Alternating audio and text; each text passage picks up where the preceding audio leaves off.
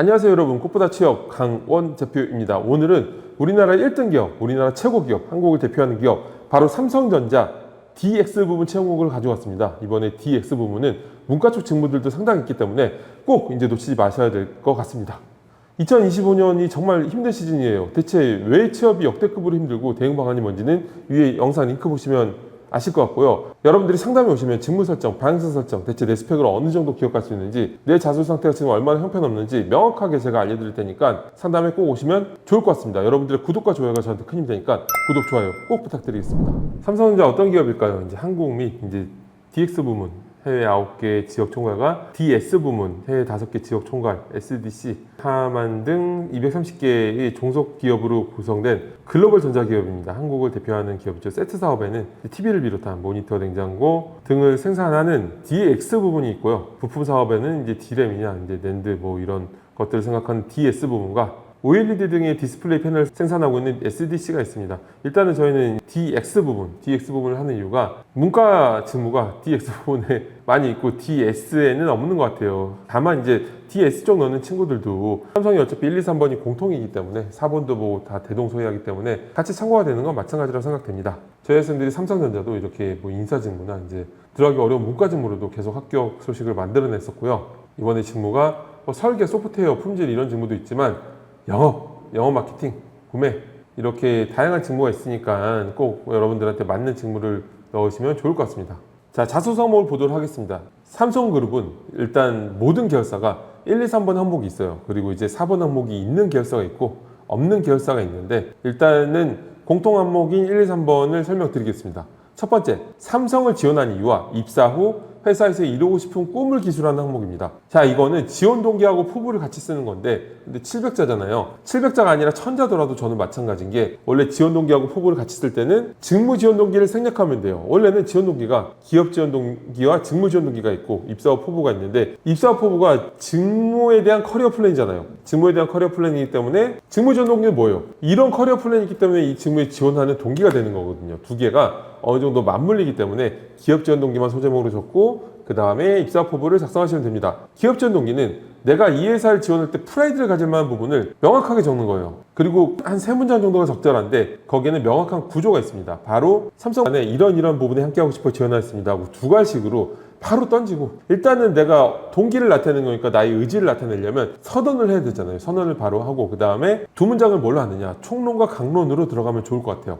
모든 글이 사실 총론에서 강론으로 흘러갈 때 제일 타이트 있게 체계적으로 쓴 것처럼 느껴집니다. 이 기업 지원 동기라는 게 채용 담당자가 자세하게 읽을 그런 여력이 안 돼요. 자소서가 그 사람에 대한 걸 보려고 쓰라고 하는 거지, 우리 기업에 대한 얘기 매년 똑같이 쓰는 거 그거를 관심 있어 하진 않거든요. 어떤 요식행위라고 생각하시면 되는데, 그래도 어쨌든 간에 글이라는 게 똑똑한 사람이 쓴 글은 똑똑하게 쓴 걸로 보인다는 포인트로 글이 이런 3문장 정도로 총론에서 강론으로 흘러가는 느낌으로 들어가면은 제일 명확하고 똑똑한 사람이 쓴 체계적인 글이 됩니다. 지원 동기에 대한 명확한 작성법은 제가 위에 영상 링크 드리니까 꼭 보시면 도움이 될 거고요. 이 입사 포부는 3단계로 구성하시는 게 좋아요. 일단 첫 번째 문장도 나의 의지와 포부를 보여줘야 되기 때문에 삼성 어디 계열사 안에서 이러한 어떤 업무 담당자가 되고 싶습니다. 이렇게 명확하게 풀어내야 되겠죠. 근데 그 직무에 있어서 어떤 담당자가 되고 싶은지를 여러분들이 명확하게 프레임을 익혀서 색깔을 만들어내야 되는 거예요. 자, 그리고 그 다음에 바로 직무 커리어 플랜을 적는 거예요. 직무 커리어 플랜은 어느 직무에나 공통된 얘기를 하는 게 아니라 그 직무에 정확히 맞춰줘야 되는 거겠죠.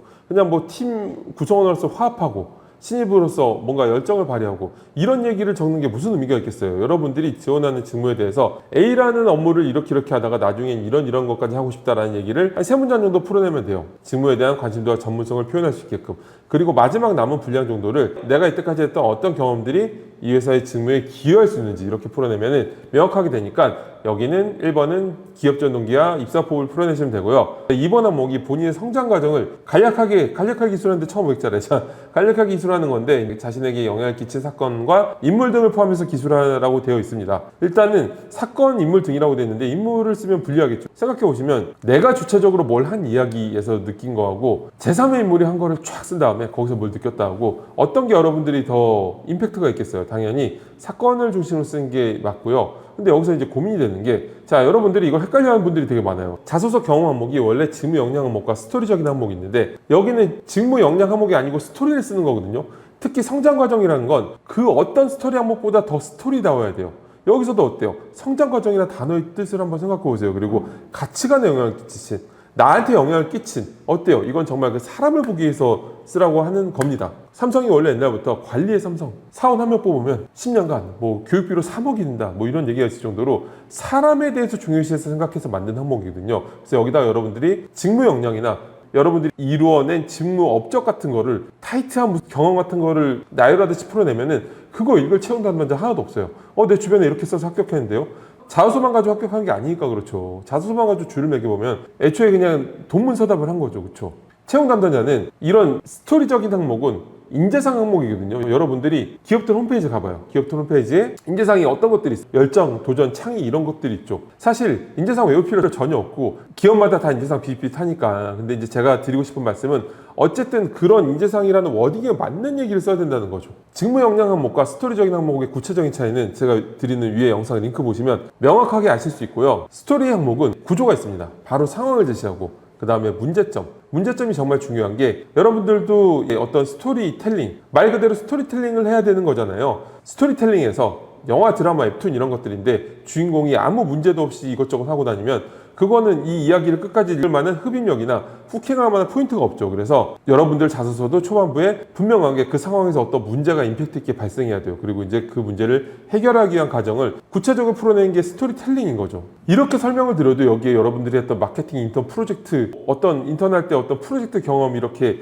보고서처럼 쓰는 애들, 경험 나열하듯이 쓰는 친구들은 스토리텔링이라는 말의 뜻이 뭔지부터 한번 생각해 보세요. 어느 게 맞는 얘기일까요? 채용 담당자는 과연 이 짧은 기간 안에 어마어마하게 많은 자소서를 봐야 되는데 여러분들이 업적을 나열하듯이 써버리면은 마치 위인전에 국사책의 인물들 업적 외우듯이 봐야 되는데 그걸 볼 수 있을까요? 안 보는 거예요. 그러니까 여러분들이 읽을 만한 자소서를 쓰려면 스토리텔링을 하셔야 되는 게 맞고요. 그러면 스토리텔링이란 개념 안에서 성장 과정을 예를 들어 볼게요. 성장 과정은 유일하게 20대 이전 얘기를 써도 되는 항목이거든요. 그렇다고 너무 어릴 때 얘기 쓰면은 또 막상 또 늘려고 하면 또 유치해요. 쓸 때는 몰입해서 쓰는데 유치하게 되니까 너무 어릴 때 얘기도 말고, 그렇다고 또 직무랑 바로 연결 짓는 것도 아니에요. 직무랑 연결돼서 쓰려고 하지 말고 정말 그 사람 자체에 대해서 알고 싶어서 쓰라고 하는 거니까 여러분들이 가장 좋은 포인트는 도전을 통해서 성장한 과정, 이게 제일 중요하죠. 그래서 여러분들 실제로 어떤 기업에 원서 넣을 때 원서 넣다 보면은 지원 동기하고 성장 과정을 연계해서 쓰라는 회사들도 되게 많아요. 그러면 어때요? 여러분들이 끊임없이 도전하면서 성장했던 성장 과정을 풀어낸 다음에 기업 지원 동기를 엮는 거죠. 이러한 저희 끊임없이 도전하는 모습과 LG전자가 부합하다 생각하여 지원하였습니다. 뭐 이렇게 가는 거겠죠. 그렇죠? 그러니까 제가 말씀드린 대로 성장 과정을 하셔야 되고,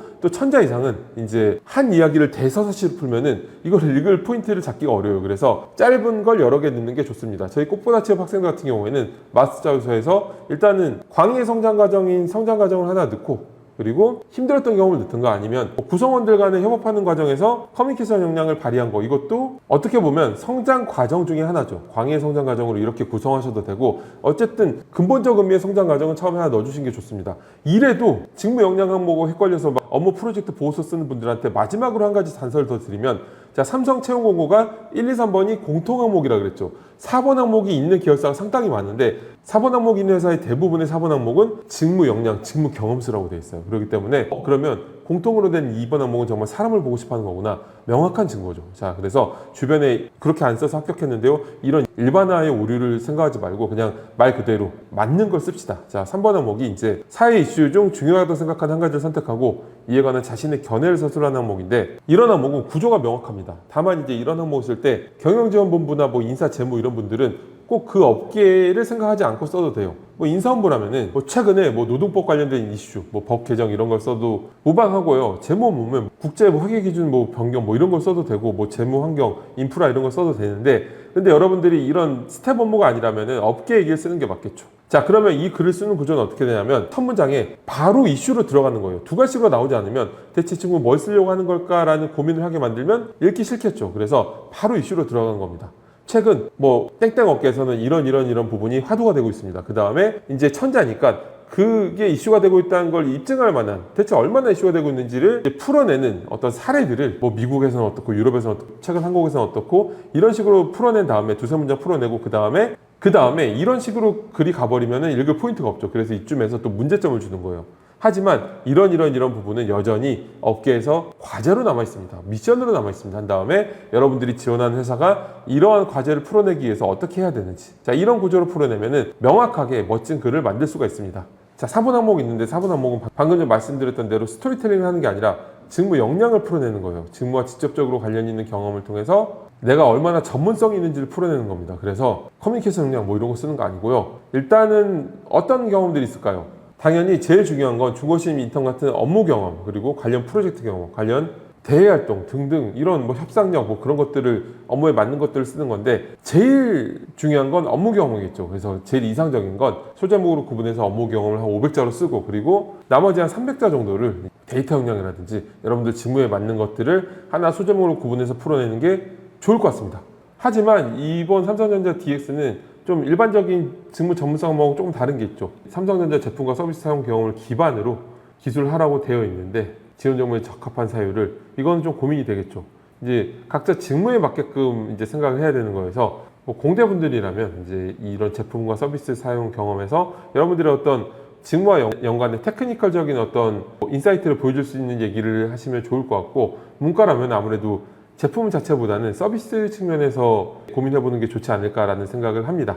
삼성전자 DX 오늘 채용 공고를 봤는데 삼성전자 글로벌 기업, 한국 최고의 기업에 여러분들이 입사해서 꿈을 펼칠 수 있는 그런 기회를 얻었으면 좋겠습니다. 저는 이것으로 마치겠습니다. 감사합니다.